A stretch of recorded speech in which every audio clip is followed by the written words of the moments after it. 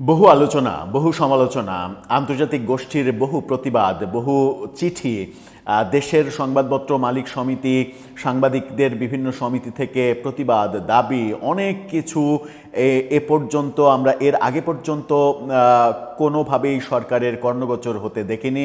Professor Yunus কোনো দাবিকে পাত্তা দেয়নি, সেই কারণে আদালতকে প্রভাবিত করে ফারজানা রূপা, শাকিল আহমেদদের মতো সাংবাদিকদের জেলে পচিয়ে মারার একটা মেটিকুলাস প্ল্যান করেছিল। সেই প্ল্যান বোধহয় আস্তে আস্তে মানে অন্যদিকে পজিটিভ দিকে গড়াতে শুরু করছে। এবার সব থেকে প্রথম যাদেরকে গ্রেপ্তার করা হয়েছিল সাংবাদিক দম্পতি ফারজানা রূপা, শাকিল আহমেদ, তাদেরকে বেশিরভাগ মামলায় আজকে হাইকোর্টে জামিন দেয়া হয়েছে। একটি করে মামলায় জামিন না দিয়ে সরকারের প্রতি রুল জারি করা হয়েছে যে কেন তাদেরকে এই মামলায় জামিন সহ পুরো সব মামলায় স্থায়ী জামিন দেয়া হবে না। তার মানে খুব দ্রুতই হয়তো সরকার এই ব্যাপারে যদি আদালতের উপরে হস্তক্ষেপ না করে প্রফেসর ইউনূস সরকারের মতো, তাহলে ফারজানা রূপা, শাকিল আহমেদদের জামিনে মুক্ত হয়ে ফ্রিলি বিচারের যে প্রক্রিয়া, সেই প্রক্রিয়া মোকাবেলা করার অধিকার ফিরে পেতে হয়তো আমরা দেখব। এটা একটা চমৎকার অগ্রগতি, কারণ যাদের জামিন পাওয়ার অধিকার রয়েছে সেই অধিকার যদি আপনি ক্ষুণ্ণ করেন তাহলে সেটা মানবাধিকার লঙ্ঘন হয়। যে কাজটা প্রফেসর ইউনূস সরকার করেছে, এই সরকার করবে না প্রতিশ্রুতি দিয়েছিল।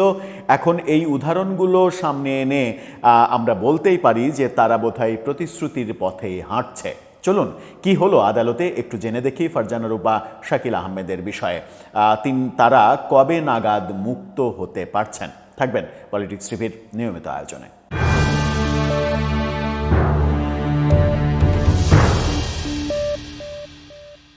দর্শক, বলছিলাম সাংবাদিক দম্পতি শাকিল আহমেদ, ফারজানা রূপার কথা। তাদের 13টা মামলার জামিন আবেদন করা হয়েছিল হাইকোর্টে। একটা করে বাদে সব মামলারই তাদেরকে জামিন দেয়া হয়েছে। এই ঘটনা ঘটেছে আজকে আদালতে। ডেইলি স্টারের এই শিরোনামটা দেখে নিন। তারা বলছে যে 5 মামলায় জামিন পেলেন সাংবাদিক শাকিল আহমেদ, 6 মামলায় ফারজানা রূপা, অর্থাৎ 11 মামলায় জামিন দেওয়া হয়েছে। 13 মামলার মধ্যে 2 জনের 13 মামলা রয়েছে। এই একটা করে মামলাতে জামিন দেওয়া হয়নি, কিন্তু রুল জারি করা হয়েছে। জুলাইয়ের গণঅভ্যুত্থানের ঘটনার প্রেক্ষিতে দায়ের করা 5টি মামলায় জ্যেষ্ঠ সাংবাদিক শাকিল আহমেদ এবং 6টি মামলায় তার স্ত্রী ফারজানা রূপাকে অন্তর্বর্তীকালীন জামিন দিয়েছে হাইকোর্ট।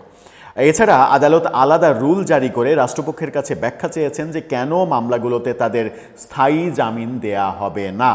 একটি মামলায় আদালত তাদের জামিন নামঞ্জুর করেছেন এবং ওই মামলায় কেন শাকিল এবং রূপাকে জামিন দেয়া হবে না রাষ্ট্রপক্ষের কাছে তা জানতে পৃথক 2টি রুল জারি করেছেন। অর্থাৎ একটি করে মামলায় রুল জারি করা হয়েছে যে কেন তাদেরকে জামিন দেয়া হবে না রাষ্ট্রপক্ষ যেন জানায়।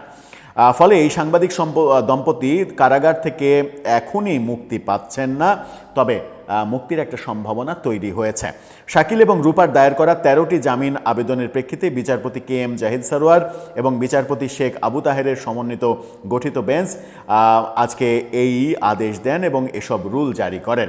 মামলার নথিপত্র অনুযায়ী 2024 সালের 31 আগস্ট আদাবর থানায় দায়ের করা পোশাক শ্রমিক রুবেল হত্যা মামলায় ঢাকার একটি আদালত এই দম্পতিকে কারাগারে পাঠান। ওই বছরের 21 আগস্ট ঢাকার হজরত শাহজালাল আন্তর্জাতিক বিমানবন্দর থেকে তাদের গ্রেপ্তার করা হয়। একদিন পর উত্তরা পূর্ব থানায় ফজলুল করিমের মৃত্যুতে দায়ের করা হত্যা মামলায় আদালত 4 দিনের রিমান্ডে পাঠান তাদের। 26 আগস্ট রুবেল হত্যা মামলায় আরও 5 দিনের রিমান্ড নেওয়া হয়। মানে তাদেরকে রিমান্ডে নিয়ে কাহিল করে ফেলা হয়েছে। আবেদনকারীর পক্ষে শুনানি করেন জ্যেষ্ঠ ব্যারিস্টার জ্যোতির্ময় বড়ুয়া, আর রাষ্ট্রপক্ষে ছিলেন deputy attorney general Ashikuzzaman Nazrul ও সহকারী অ্যাটর্নি জেনারেল মোহাম্মদ আলামিন। মানে বাস্তবতা যেটা দাঁড়ালো সেটা হচ্ছে যে তাদের দুজনের বিরুদ্ধে 13টি মামলা রয়েছে। 13টি মামলাতেই জামিন চাওয়া হয়েছিল। আজকে আদালত জামিন দিয়েছেন 11টি মামলায়।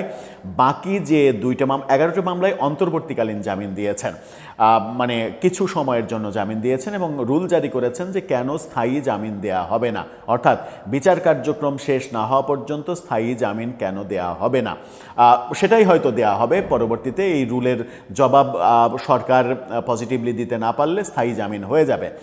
বাকি 2 মামলায় জামিন না দিয়ে রুল জারি করেছেন আদালত যে কেন এই মামলায় তাদেরকে জামিন দেয়া হবে না। তার মানে সম্ভাবনা তৈরি হয়েছে যে ওই 2টা মামলাতেও তাদের জামিন পাওয়ার সম্ভাবনা রয়েছে এবং অধিকার রয়েছে। প্রফেসর ইউনূসের আমলে যে দৃষ্টান্তগুলো আমরা দেখেছি, এই যে সাংবাদিকদের কি না করা হয়নি, সাংবাদিকদের নির্যাতন করার জন্য এহেন কোনো কর্মকাণ্ড নাই যা ওই মেটিকুলাস প্রেস সেক্রেটারি শফিকুল আলমের পরামর্শে ইউনূস গং করেননি।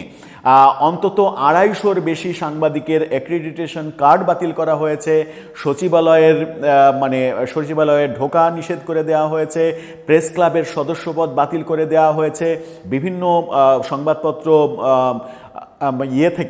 অফিস থেকে পত্রিকা টেলিভিশন তাদেরকে চাকরিচ্যুত করা হয়েছে, তাদেরকে জেলে ভরা হয়েছে, তাদের উপরে মব করা হয়েছে, 6 জনের বেশি সাংবাদিককে মেরে ফেলা হয়েছে।